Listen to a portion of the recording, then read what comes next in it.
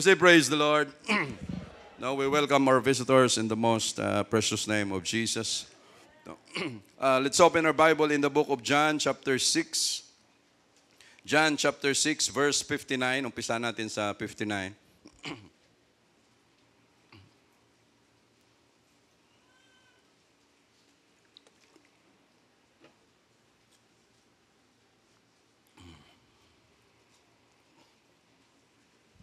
Verse 59, These things said he in the synagogue, as he taught in Capernaum. Many therefore of his disciples, when they had heard this, said, This is an hard saying, who can hear it? Kasi ang sinasabi ni Jesus dito ay tungkol sa bread of life, no, yung pagkain, yung tinapay ng buhay. At sa pagturo ni Jesus Christ niyan, sinabi niya that I am the bread of life. No, sabi niya, ako itong bread of life na pag ako ang kakainin ninyo ng yung aking laman, yung iinom ng aking dugo, no, sabi niya kayo ay mabubuhay into everlasting. No, nung narinig ito ng mga tao na inaako ni Jesus kung sino siya, para bang sinasabi niya ako ay equal sa Diyos na mayroon, no, at kapareho ko siya. So ang sabi mismo nung mga disciples, yung mga disciples dito nung time na ito, ang dami pang sumasama kay Jesus. Hindi lang sila 12, no, marami pa ang sumasama. Nung narinig nila na nagsabi si Jesus, sabi niya ay medyo mabigat na usapin ito, no, yung kanyang sinasabi. Verse 61, when Jesus knew in himself that his disciples murmured at it, no, nagkanya-kanyang. Ganun naman ang tao pag may reklamo sa buhay, no, magmumurmur. No, umpisayan muna sa isip, pagpasok sa isip, papasok sa puso, lalabas sa bibig, yung mga reklamo sa buhay, hanggat mamaya, pag may konting lakas na siya ng loob, ay ito, pwede kong lapitan to at dito ako magmurmur din. No, kaya paramihan sila ng parami. No, yung murmurings. And he said unto them, that this offend you? No, kayo ba ay na-offend? Kayo ba ay nasaktan, na insulto dahil sinabi ko ito sa inyo? No. What and if ye shall see the Son of Man ascend up where he was before? Sabi niya, kung ito ay na-offend kayo sa sinabi ko, sabi niya, paano pa kaya kung sasabihin ko sa inyo na ang anak ng tao ay aakyat doon sa langit kung saan siya nanggaling dati, ay lalong lumala. No? Sabi niya, ay ano ito? No, may tama ito. No, paano niya gagawin ito? 63, it is the Spirit that quickeneth. No, ang Espiritu ang siyang nagpupukaw, nabubuhay. The flesh profiteth nothing. Ay totoo naman. No? Lahat ng ating laman ay walang kwenta ito. No? The words that I speak unto you, they are spirit, no, and they are life. No, yung sinasabi na salita ni Jesus, no, ito ay buhay, they are spirit at ito ay buhay. That is why when we talk about the Word of God, mayroong nangyayari sa buhay natin.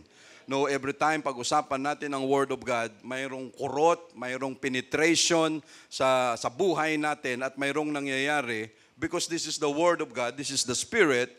No, for the Spirit is quick and powerful, no, sharper than to any edged sword, no, dividing asunder in soul and spirit, no, discerner of the thoughts and intents of the heart, no, yung bang nanunuot sa atin. But there are some of you that believe not. No, marami sa inyo dito, kung pwede lang isa-isahin ni Jesus, nasabi niya, pero marami sa inyo dito ang hindi naniniwala. For Jesus knew from the beginning who they were that believed not. Ang haba ng pasensya ni Jesus, ano? Sabi niya, every time magpakain ako, andyan kayo. Pero every time na kumakain ako, alam ko na wala kayong tiwala sa akin. No, alam ko na wala kayong believe sa kung ano man ang pinapakita ko sa inyo, pero si Jesus, tuloy pa rin ang pakain, tuloy pa rin ang provision. Marami bang ganyan na tao sa buhay at sa mundo natin? Marami! No, hanggang ngayon, ang Diyos ang nagpo-provide, but they will never encourage God or they will never believe in God. No, hindi sila naniniwala na lahat ng yon, kung hindi dahil sa Diyos, no, wala sila ngayon. Wala tayo ngayon. No? God is a long-suffering God. Jesus is a long-suffering man, long-suffering God. No, na dito mismo, no, ano ang sabi niya? Marami sa inyo dito ang hindi naniniwala, and who should betray Him? No, at sino ang magtatraidor sa Kanya? Bago tayo magpatuloy, mga kapatid, shall we pray for a while? Lord, again, thank you for the strength that you've given us in the whole week, Lord Jesus. Thank you for all the healing sa lahat naming mga kapatiran. Thank you for your provisions. And thank you, Lord, for allowing us for this privilege, for the trust na magamit mo sa mga gawain natin, Lord Jesus. Lord, we are so happy, we are so thankful na nagagawa namin ito, Jesus, sa iyo. You guide our young people that the burden may develop in their hearts, Lord Jesus, for the souls sa ministry na ito, Lord, to share the gospel, to glorify your name. Lord, again, let your word be our strength, edify our soul, Lord Jesus. Lord, we do this, we glorify, we magnify your name, Lord, with all humility, Lord Jesus. We love you. Be with us, Lord, in Jesus' name. Amen. Thank you, Jesus. So, sabi ni Jesus dyan sa 64 kanina, for Jesus knew from the beginning who they were that believed not and who should betray Him. No. Para bang kung sa atin ng mga tao, ang tagal mo lang pinapakain yan, alam mo naman na tatraidorin ka lang yan, walang tiwala sa'yo, ba't ka pa nagpapakain dyan? Grabe si Jesus, ano? Siguro sabi ni Jesus, hindi, kahit alam ko, pero nagtatry pa rin ako na baka sakali sa lahat ng ginagawa kong kabutihan sa Kanya, maisip niya. No? At sasabihin niya, ay dapat maging faithful ako rito dahil walang gumagawa sa akin ito kung di siya lang.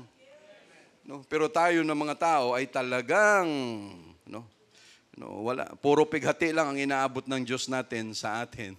But Lord, you are really a long-suffering God. Thank you, Jesus.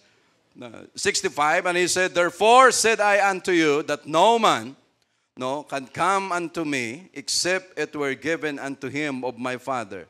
Sabi niya, walang sino mang tao ang makakalapit sa akin kung hindi siya mismo ay ibibigay, o ibibigay sa Kanya, sa akin ng Ama.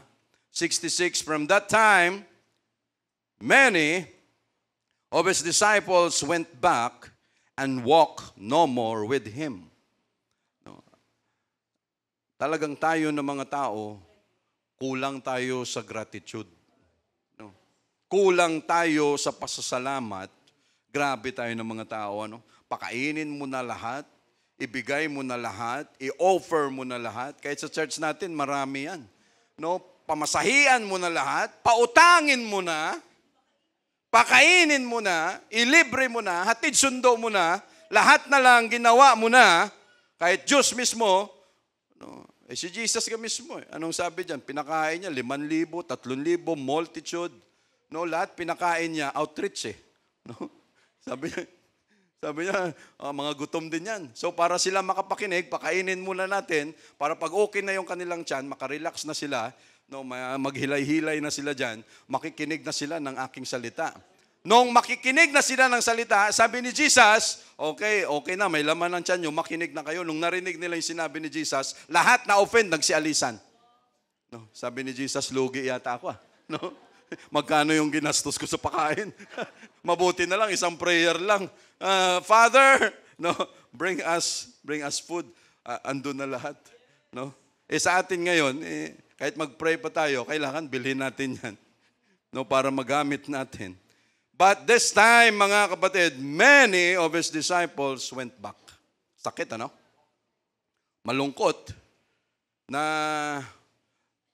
pag tayo, masakit yon sa part natin, malungkot sa part natin, dahil hindi natin alam na very possible na ganun pala ang gagawin ng tao na pag na-open, tatalikod talaga at aalis na. Pero si Jesus, sa umpisa pa lang, alam niya na yan. Ikaw hindi ka akin, pero patuloy kang umattend, ikaw hindi ka akin, pero sige lang, pakakainin pa rin kita, the good and the bad, para yung nakikinabang sa ulan, na pinapadala ng Diyos natin, mga kapatid. Alam ni Jesus lahat yan, pero sa atin, hindi natin alam yan, na may mga tao that someday, pag na-offend, ganito mangyayari, ay aalis sa church dahil nga sa na-offend. No, therefore, I say unto you, many of His disciples went back. No, yan ang malungkot dyan, mga kapatid, na maraming sumasama nung sinubukan na ni Jesus, no, na mag-umpisa ng kanyang, that is why, anong sabi niya, blessed are those who are not easily offended in me. No, pag ang tao na-offend, madalas, bakit tayo na-offend? Dahil sa yabang natin. Dahil may pride din tayo eh. No, bakit ako sinabihan ng ganito? Walang nagsasabi sa akin yan. Hindi ba niya alam kung gaano kadami yung titulo ko sa bahay? No? Para i-correct lang ako? Para sabihan lang ako? Grabe tayo ng mga tao, ano? Pero pag nakita na natin, no, na ilang gramo lang pala tayong no, mga alikabok, mabalik tayo sa wisyo natin. You know? From that time, many of His disciples went back and walked no more with Him. No, yan ang mahirap, ano? Bibilangin mo lahat dahil akala mo kasama mo, pero yun pala hindi mo kasama. No? Yun ang masakit sa parte ni Jesus. No? Then said Jesus unto the 12, sa dami ng kanyang mga disciples nung time na ito, lahat nagsialisan, ang 12 nagpaiwan. Pero ang katayuan, yung status, no, ng 12, nasa neutral ground. No, yun ang kanilang katayuan. No, kasi ang 5,000 nagsialisan na eh. So yung 12, andon sa neutral ground, parang gusto na naming sumama. No, ibang klase ito. No, hindi nila alam kung saan sila tatayo.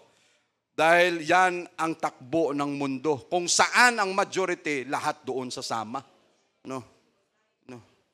No, lahat ng kabaklaan, lahat ng no, sodomy, no, lahat ng no, hindi nararapat, ngayon yun na yung normal.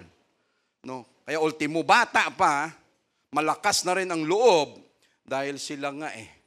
No? Kaya kami okay na rin. Pag ginalaw mo, tapos ka. Ikaw na ngayon ang kawawa. That is why, then said Jesus unto the 12, will you also go away? Dahil sila ay nasa neutral ground at kailangang pukawin ni Jesus ang kanilang mga wisyo na bumalik sa tama, kailangan tanungin sila ni Jesus. Tayo madalas pinupukaw ng Word of God. Kung ano na ang katayuan natin sa paglilingkod sa Kanya. Sabi ni Jesus, said unto the 12, will you also go away? Dahil kayo ay na-offend din, aalis din ba kayo? Kung hindi tinanong ni Jesus ito, hindi sila natauhan. Kasi nasa neutral ground at alam naman natin, ang neutral position, anytime, pwede ka sa kalaban, pwede ka sa kasamahan mo. At pag ganun ang katayuan mo, ay talagang madidisgrasya ka. Sabi ni Jesus, kayo din ba ay aalis? No, iiwan nyo rin ba ako dahil kayo ay na-offend din? Tayo pa naman ng mga tao, pag nasaktan, pag na-offend, lahat ng kabutihan na pwedeng nangyari sa iyo, makakalimutan mo lahat yun. No, dahil ang naiwan, sama ng loob. No, galit ang naiwan. Ganun ang mangyayari. No, bakit nag-ihiwalayan? Dahil puro galit na yung naiwan. Wala na yung pagmamahal, wala na yung, hindi ba naalala mo dati nung nagde-date tayo, sweet-sweet pa naman tayo ngayon. Wala na akong naalala. Puro galit ngayon ang naalala ko sa iyo. No? Lahat yan makakalimutan na dahil na-offend sa sama ng loob. And the title, ito, itatanong ko ito. Brother Vince, ilang taong ka na sa church ngayon? 2005, 19 years. Brother Wilfred, ilang taong ka na sa church? 19. Bata pa rin, ano? Sister Ellen, ilang taon na po kayo sa church? Patay, hindi ko makalculate. Pakiminus. 1986. Oh, 1986, 28 years. 28 years, Sister Ellen. 38? Wow! Kaedad mo, Brother Will? No? Pinaplano ka pa lang nun. Sa church na, Sister Ellen. No? Grabe. No? 19 years, 38 years. Oh, Sister Kate, sabi na natin 40 years o ano pa man. No. No, ganon katagal mga kapatid. No, bakit hanggang ngayon andito pa kayo, andito pa ako, andyan pa kayo? Why, mga kapatid? No, bakit? No, bakit pa tayo nagpapatuloy sa church hanggang ngayon? No. And the title of our preaching, ito ay question, are you convinced? No? Ito, are you convinced? No. Ikaw ba ay kumbinsido? Ikaw ba ay lubos na naniniwala? No, for 35 years, for 39, 38 years na andito si Lester Kate, 19 years, are we convinced or not? No? Tayo ba ay kumbinsido na kaya tayo nandito? No? Are we persuaded? No, yan eh. No, convinced, persuaded, or naniniwalang lubos. No, we are here in church. Tumatagal tayo sa church because we are not brainwashed. No. Hindi tayo nandito sa church dahil binilog ang ulo natin. Hindi tayo nandito sa church dahil naguyo tayo. No, dahil na-scam tayo. No, hindi tayo nandito para sa ganong klaseng pag-iintindi. Why? Dahil kung tayo na-scam sa lugar na ito, naguyo tayo sa lugar na ito, antay-antay ka lang, pag ikaw natauhan na ikaw ay na-scam, aalis ka. Pero bakit yung mga original natin nandito pa? Our first generation, bakit nandito pa? Because they are fully convinced that this is right. No, this is true. Mga kapatid, are you convinced that Jesus is God? Marami akong mga tanong dito eh. No, are you convinced that Jesus is our Savior? No, our provider, our protector, our giver, our healer? No, yes. No. Are you convinced that Acts 2:38, 1 Corinthians 15:1-4 ay ito ang ating gospel and the way of salvation? Are we convinced, mga kapatid? Tayo ba ay naniniwala o hindi? No? Are you convinced na ang pagpapalda sa mga kababaihan ay tama? No? No? Are you convinced na ang pagpapahaba ng buhok sa mga kababaihan natin at hindi nila ito tinitrem, pinuputol, are you convinced na ito ay according to the Word of God? No? Yung mga kalalakihan namin, how we wish. No? Pag kayo ng mga kababaihan, tuloy-tuloy ang haba ng buhok, you must glorify God, you must be thankful to God. No, dahil sa parte naming mga kalalakihan, yung mayroon kayo, yun ang pinapangarap namin. No? Yung iba sa amin na paubos na, yun ang pangarap at desire nila na kung ano ang paghaba ng buhok ng mga kababaihan, sana yung amin ganun din. No? Sana tumutubo pa. No? Pagpapunta rito, pag dito yung nawala, ilipat mo ng konti. No? No, para mabalanse, shaggy, sa gilid na lang yung buhok. No? No? No? No. But are we convinced, mga kapatid, no, na ni boy or girl, no, hindi tayo nagme-makeup, hindi tayo nag-aalahas? No, why? Alam mo naman ang mga alahas. No. Recognition namin, third year high school ako. Dahil mayabang yung aking lola. Sabi niya, Sam, di ba recognition mo ngayon? No, sa dami namin, no, buti nakakaakit ako ng stage. No? Sabi ng lola ko, Sam, recognition ngayon. Suot mo lahat to. No? Sinuot ko lahat. No? Ang laki nung pendant. No? Alahas. Pinasuotan ako ng sing-sing. Sing-sing ba yun? Sing-sing. Tapos may mga bato-bato. No? Sinuotan ako ng pulseras ba yun? No? Pulseras na kadena na medyo malalaki yung yung ganon, sinuotan. Yung seko na relo, na kulay gold. No? Kulang na lang, hikaw eh. No, yun talagang, no? pag akyat ko sa stage, no, nung nakasama ko yung mga kaklase ko, sabi sa akin, Sam, may hepa ka? Sabi ko, bakit? Sabi niya, naninilaw ka. No, dahil suot mo, puro gold. No, suot mo yan. No, no, hindi tayo nagaganito dito sa church, mga kapatid, because as my personal experience, anong gusto kong mangyari? Magyabang. No? Nung time na yon, walang ibang dahilan kung hindi magyabang. Gusto mong ipakita na mayroon ka. Gusto mong masabi ng ibang tao, grabe, ang laki ng kadena mo, ang laki ng ganito mo. No? No, kasi susunod papasot ko yung angkla. Para pagsuot mo, hindi mo na mabuhat. Pero yan, wala akong ibang purpose nun mga kapatid. Magsuot ako ng lahat ng yon para magyabang. Walang ibang dahilan. No? And imagine kung mayroon yan sa church natin. Si Sister Kalin, may kakayanang bumili. Si Sister Ellen, may kakayanang bumili. No? Sino pang may kakayanan dito sa atin? No? Oh. tapos lahat sila nakapwesto dyan. No? Dahil sila may kakayanan na pwedeng bumili, so lahat sila nakapwesto dyan, magpalakihan sila ng mga, talagang grabe mag-worship. Kasi, ipapakita ang lalaki. No? Lahat ito, may sing-sing, kabila, mayroon din. No? Tapos tayo dyan, naka-worship, gusto lang ipakita lahat na mayroon tayo dyan. No?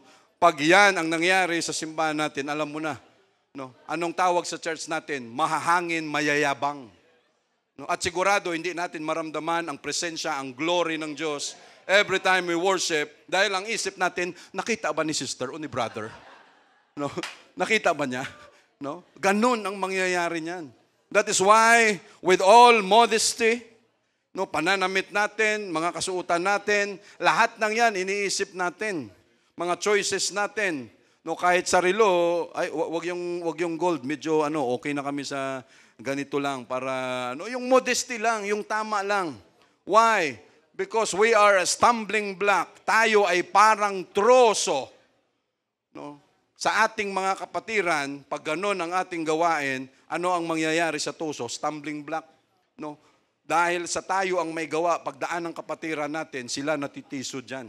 Sino ang dahilan? Tayo. No, isipin mo, papasok ngayon ang London. Loan dito, loan doon. No, wala nang makain.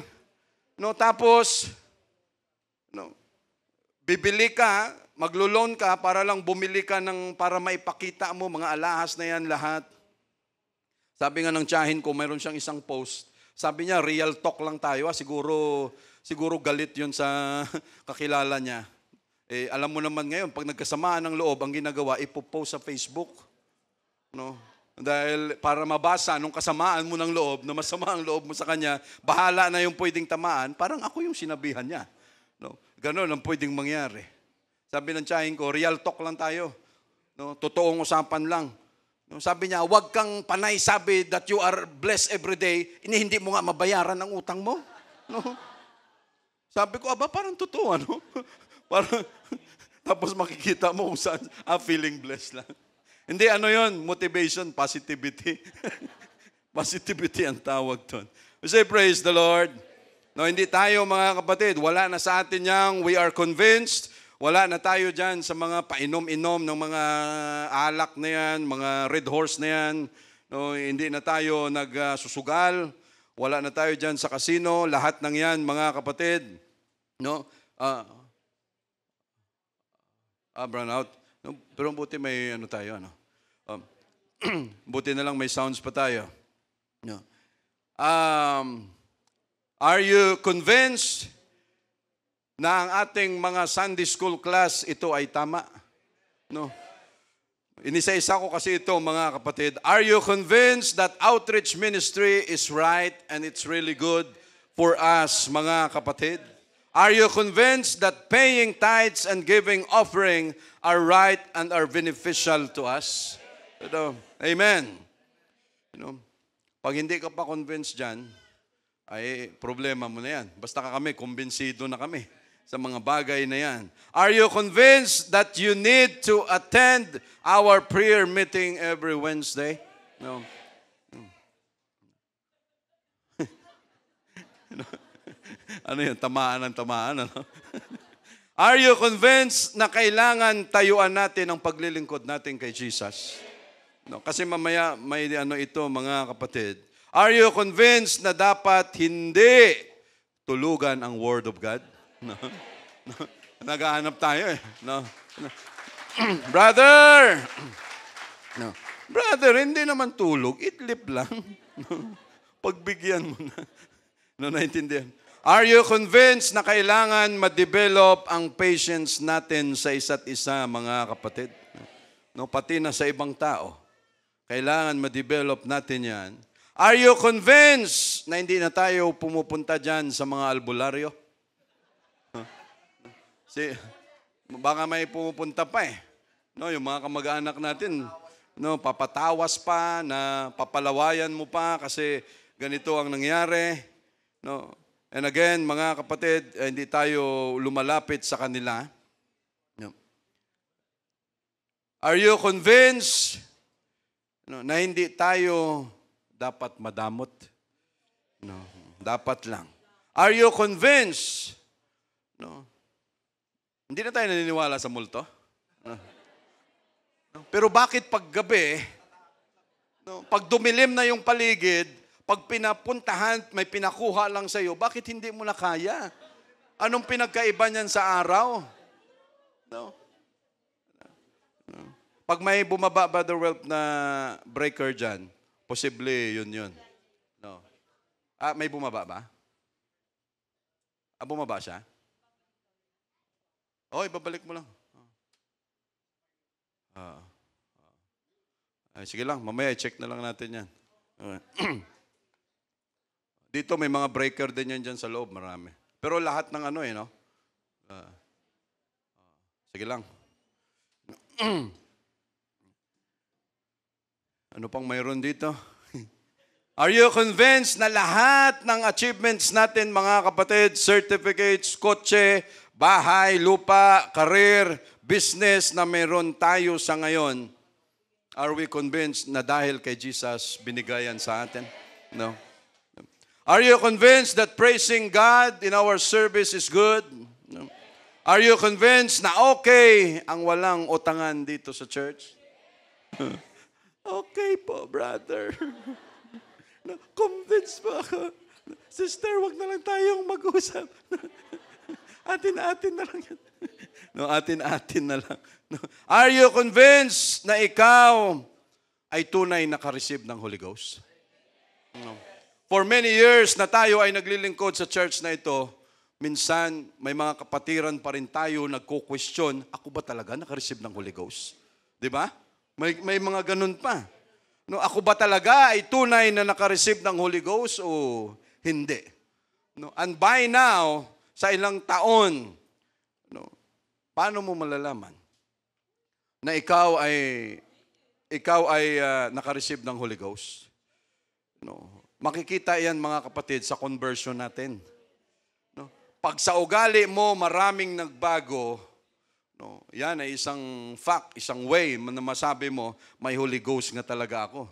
No, pero pag mula umpisa hanggang bago dumating ang rapture, naging worse pa ang ugali mo, no, ay kailangan mag-worship ka ulit. No, hindi naman namin sasabihin na ikaw ay hindi naka-receive ng Holy Ghost. Brother, sister, mag-refresh ka. No? Pero yun ang ibig sabihin nun. Baka hindi ka naka-receive ng Holy Ghost. No? Because there must be a conversion in our hearts, in our mind, pag tayo ay naka-receive ng Holy Ghost, mga kapatid. Are you convinced, no, na may rapture? No. Kung walang rapture, mga kapatid, kung hindi ka kumbinsido, ngayon pa lang, tigilan mo na yung pagsisimba. Why? Magsasayang ka lang. No, oras mo, effort mo, lahat. Tapos pagdating sa dulo, hindi ka naman pala naniniwala na mayroong rapture, sayang lang ang effort mo, mga kapatid. No, are you convinced that there is heaven and there is hell? No, yeah. Are you convinced that because of Jesus' name, you are healed? Amen. No. Kailan kayo matatapos si Brother Sam sa are you convinced? Are you convinced? No. Are you convinced na tayo ay nagkakamali din at kailangan tanggapin natin ang ating pagkakamali? No? Very true.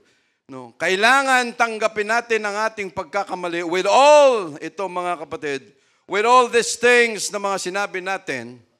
No?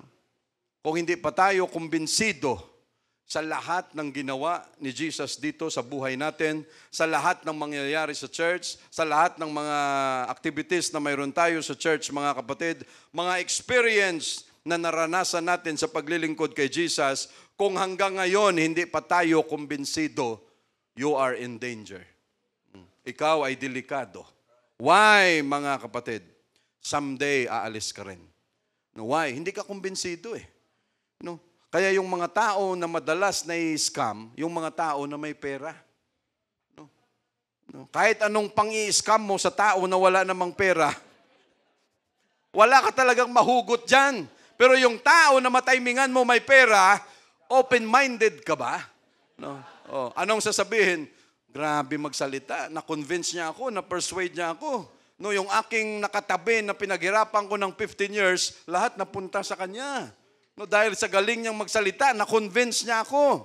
No, maraming naniniwala, mga kapatid, at hanggang ngayon, yan ang laro sa mundo natin na mas marami pang maniniwala no, na hindi sila magtiwala kay Jesus, hindi sila lumapit sa Diyos, kaysa sa dapat no, na sila ay lumapit sa Diyos, mga kapatid.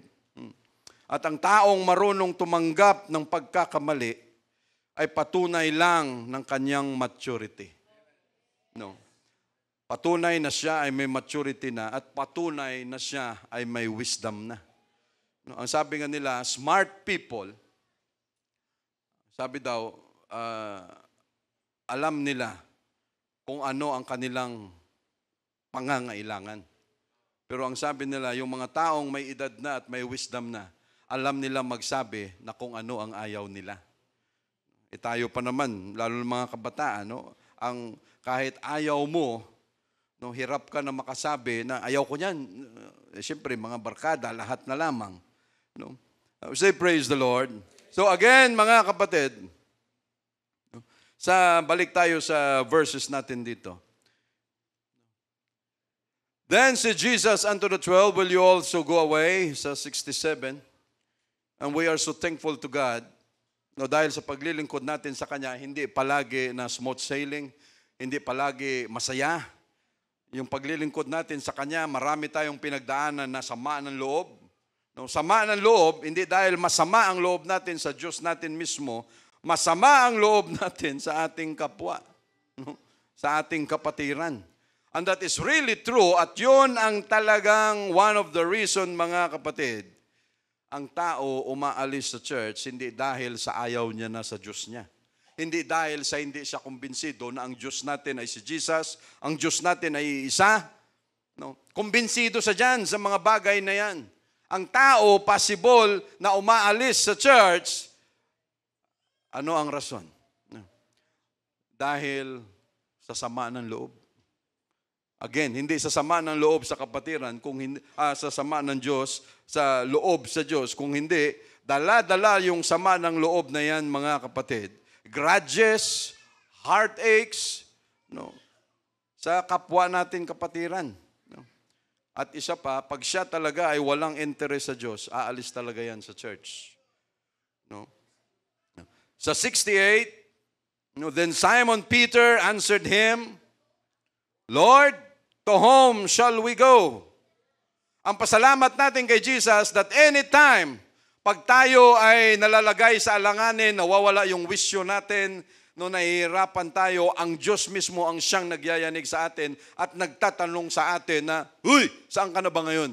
Huy, ano nang estado mo ngayon? Ano nang tayo mo ngayon? At madalas, mga kapatid, ang gumagawa niyan, mga leaders natin dito sa church. No? Ay, ang gusto ko, ang Diyos mismong kumausap sa akin. No. Ayaw ko yung mga leaders lang natin. No. Ay, sino ang gusto mo? Ay, ang gusto ko yung kagaya ng ginawa ng Diyos natin kay Moses na kinausap niya sa Mount Sinai.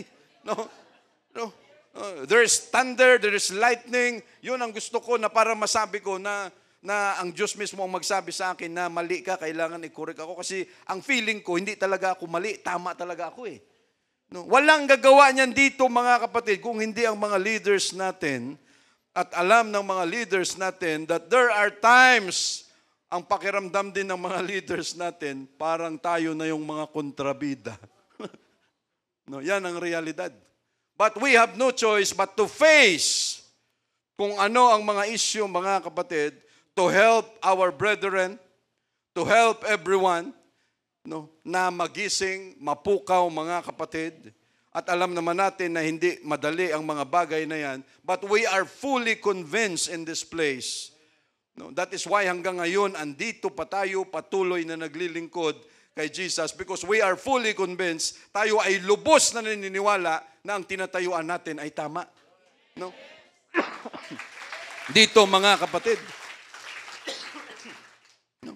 Mga NPA nga, nakikipagpatayan. No? Dahil ang kanilang kaisipan, tama sila. No? They are brainwashed. No? For many years, from 19, ano yung nakalagay doon? For 15 years ba? Ilang mga kabataan, mga estudyante ang namatay na dahil sa sila ay sumama, no, sa pakikibaka na yan. No, na hanggang ngayon wala namang nangyayari, mga kapatid. But we are always thankful to God for giving us reminders. No, every time na pag tayo ay, no, kasi pag tayo lang minsan, hirap tayo na mag-decide. But andyan ang intervention ng Word of God, kung anong desisyon ang dapat nating gawin. And it is really hard to decide pag yung lahat ng grudges, lahat ng sama ng loob, lahat ng hinanakit, lahat ng heartaches, dala-dala natin, lahat ng kabutihan na mayroon sa church, mawawala talaga yan.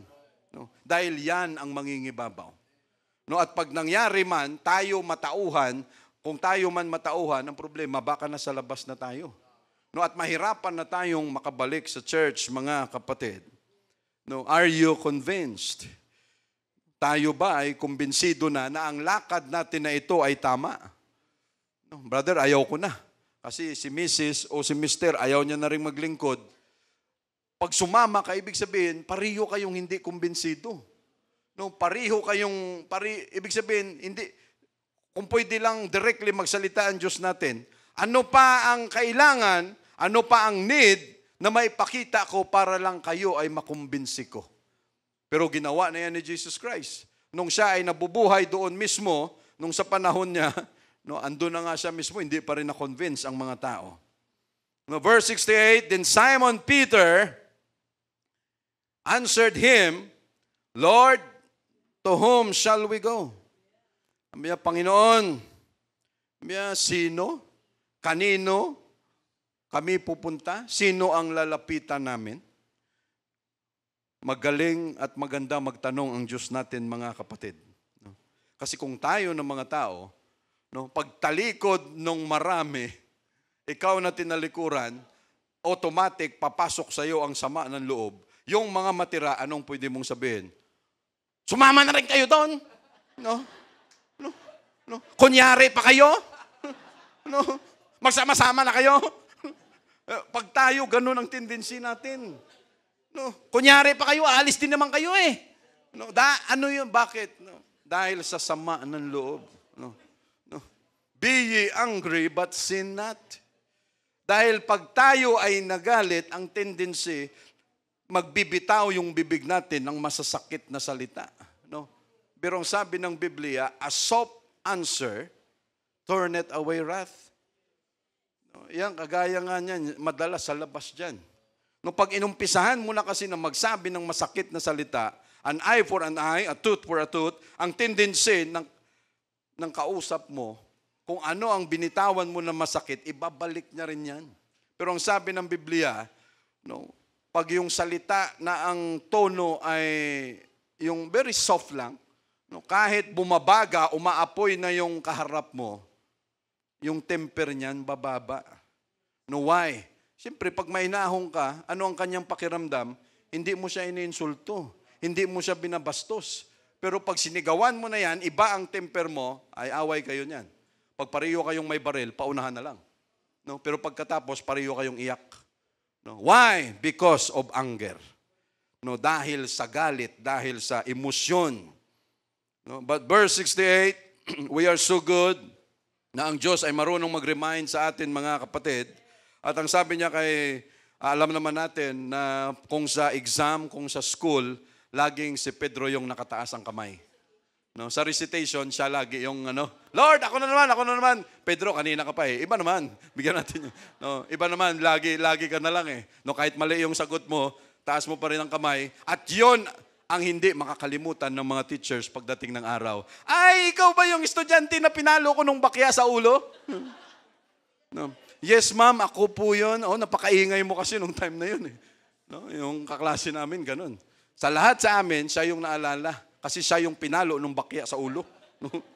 No. Pinalo nung bakya sa ulo, pero hindi pa uso yung human rights. Hindi pa uso yung child abuse na mayroon tayo sa ngayon.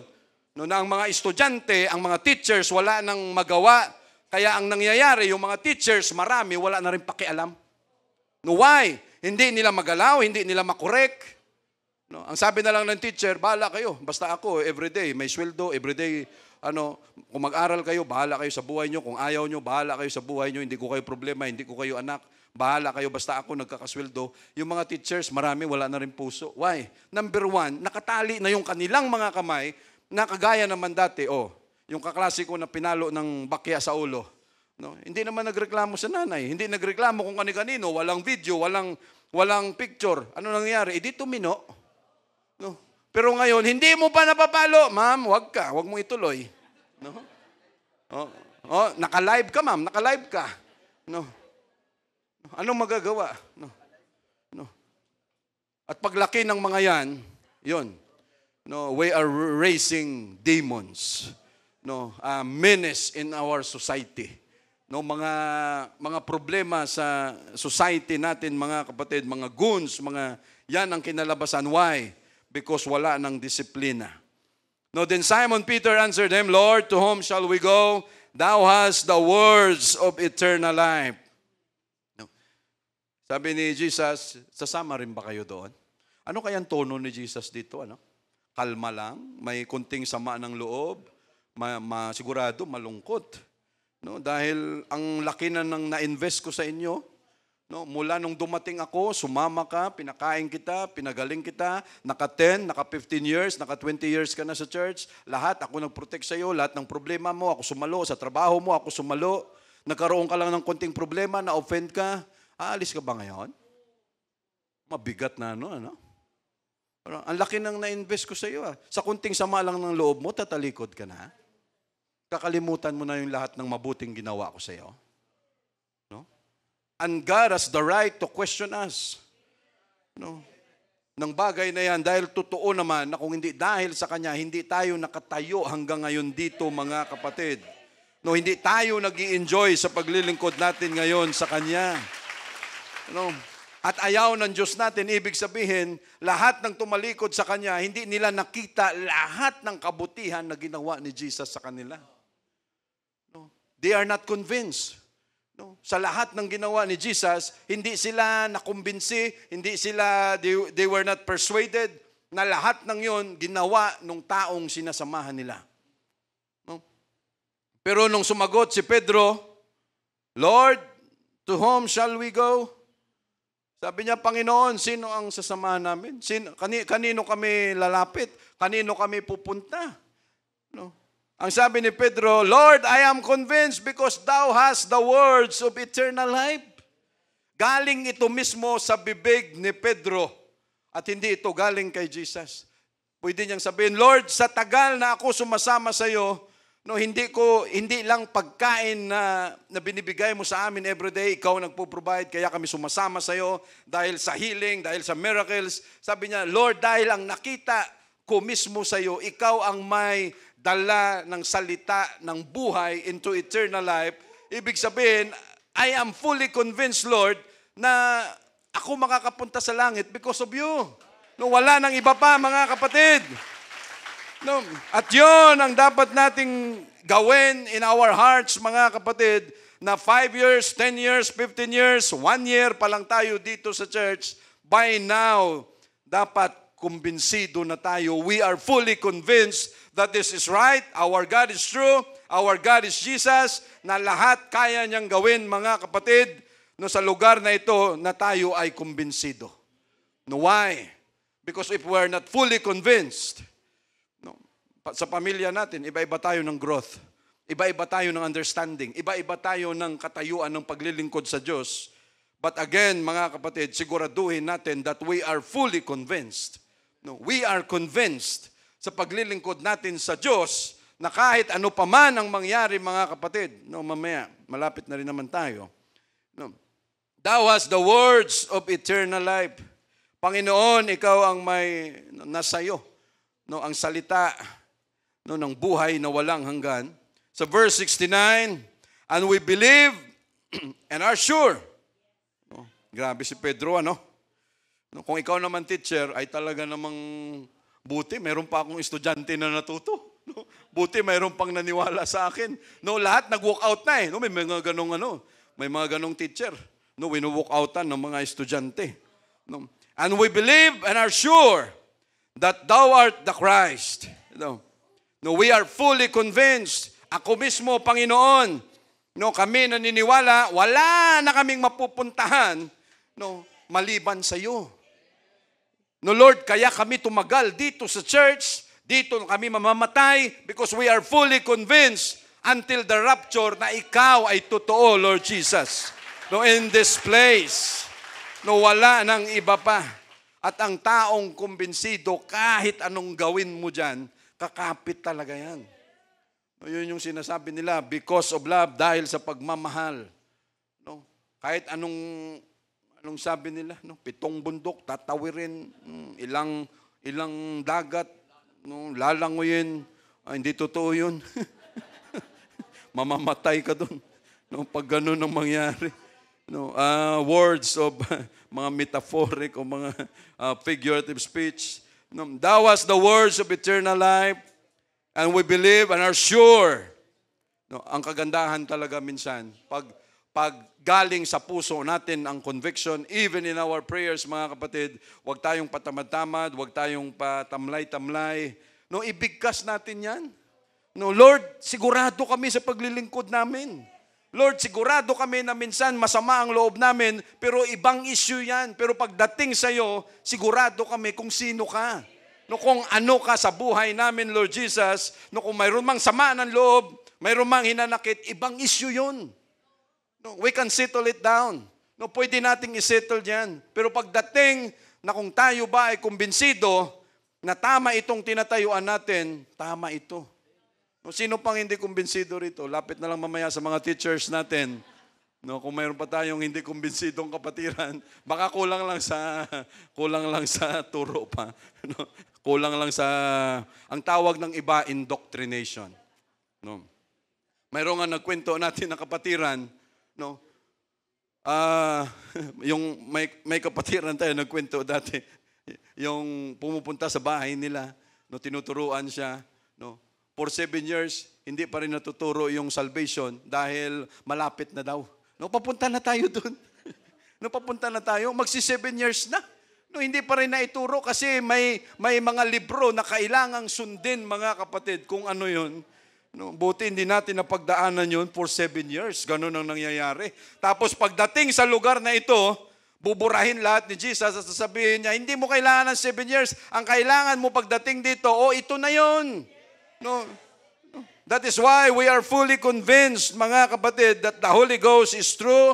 Baptism in Jesus' name is true. Repentance is true, mga kapatid. No, and we believe, sa 69, and are sure that thou art the Christ, the Son of the living God. Ibig sabihin, mga kapatid, no, ang bawat desisyon sa paglilingkod natin sa Diyos, nanggagaling din mismo sa atin. No, wag mong asahan nanay mo, wag mong asahan tatay mo, kasi sila may hinaharap din yan ng mga problema, hinaharap na sitwasyon na pwedeng manghina sila sa paglilingkod sa Diyos. That is why, pag ano nang nangyari, i-secure natin personally na ang kapit natin sa Diyos ay sigurado. No? At saan iiral na ang tao possible na mawala sa church, ito ang gagamitin niya, yung heart natin. At ano ang ibabaon niya? Lahat ng sama ng loob, lahat ng inanakit, lahat ng grudges, yan ang ipapasok niya dyan. Dahil walang ibang dahilan, hindi niya masilipan na ang Diyos dito ay mali, ang Diyos dito ay maliit, walang magawa, wala siyang masilipan pagdating sa Diyos natin. No? Pero saan ang pwede niyang halongkatin? yung takbo ng puso, yan, yung mga tao dyan, kaya umalis ako sa church kasi ganito, ganyan. No, lahat, no, doon magdidil. No, that is why we must be fully convinced sa paglilingkod natin sa Diyos, mga kapatid. No, again, sa 69, and we believe and are sure that thou art the Christ, the Son of the living God. No? At ito ay napakagandang tanong na nanggaling kay Jesus mismo, no, pag tayo ay tinanong sa haba ng paglilingkod natin sa Kanya, no, tapos i-remind natin yung sarili natin na, Lord, no, yung bang wala na kami mapuntahan. No? At from time to time, mga kapatid, sumasama ang loob natin sa church. No? Sa tao. No? Real talk lang, yung katotohanan. Hindi maiwasan yan. No? Pero tayo ay nagmamature sa church. No, yung mga samaan ng loob na yan, mas lumalalim yung ating pangunawa, pag-iintindi. Ay, hindi, brother, sige, hindi ko naman sinasadya. Ganun lang kasimple yun. No, wag mo nang, don't make it complicated. No, make it simple. No, kasi pag pinakomplikado mo pa yan, yun yung sinasabi dyan, don't let the sun go down upon your wrath. Sabi niya, wag mo nang paabutin na yung hawak mo na sama ng loob, hinanakit, umabot pa yan kinabukasan. Why? No, paghiga mo pa lang, lahat ng yan, maiisip mo na kaagad, lahat ng panggatong, no, the devil in the air, lahat ng pwedeng gatong, masasalo mo po dyan. Pagdating kinabukasan, mayroon ka ng plano sa sama ng loob na yan. No, iba na ang takbo niyan. Tapos pagdating natin dito sa church, yung dating glowing na mukha, no, ano ngayon? Gloomy Sunday na. Ano yung gloomy Sunday? Gloomy, no? Pagpasok mo dyan, brother, dating ganda ng mukha mo. Ngayon iba na. Brother, gloomy ako ngayon. No, no, parang, why? No, out of the abundance of the heart, no, it will radiate. No, lalabas yan, mga kapatid. Last verse natin, no, para mabawasan na yung init natin, no, para makatapos na tayo kaagad. Romans 8:38.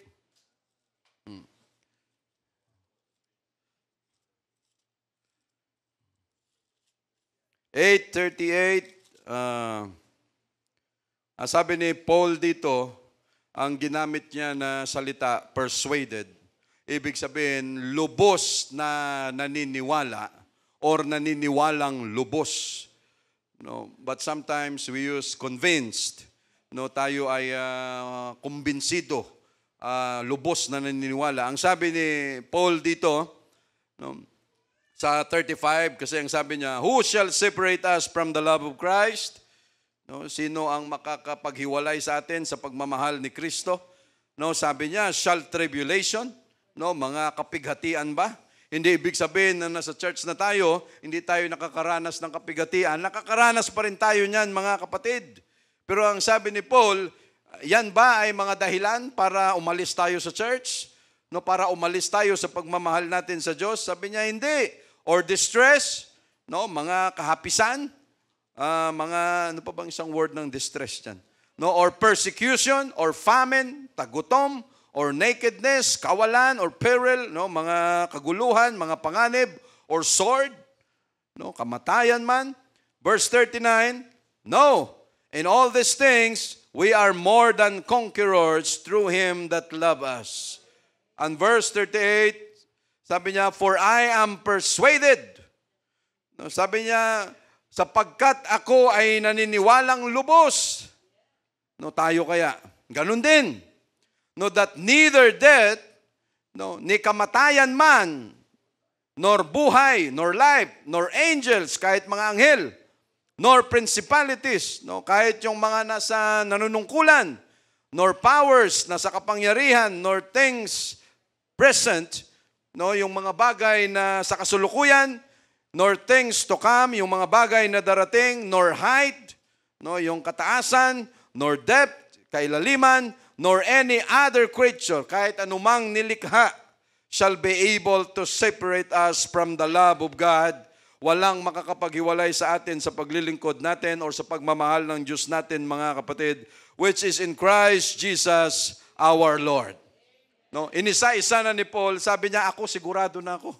No, kahit ano pa mang yung mangyari, lahat ng naranasan ko, hindi yan makakapaghiwalay sa akin sa paglilingkod sa Diyos. Sino ang makakapaghiwalay sa atin, mga kapatid, sa paglilingkod natin sa Diyos? Walang iba kung hindi tayo rin.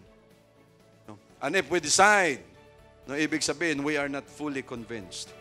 But sabi nga ni Joshua, but as for me and my house, we are fully convinced to serve our Lord Jesus Christ, mga kapatid. Thank you, Jesus. We praise the Lord.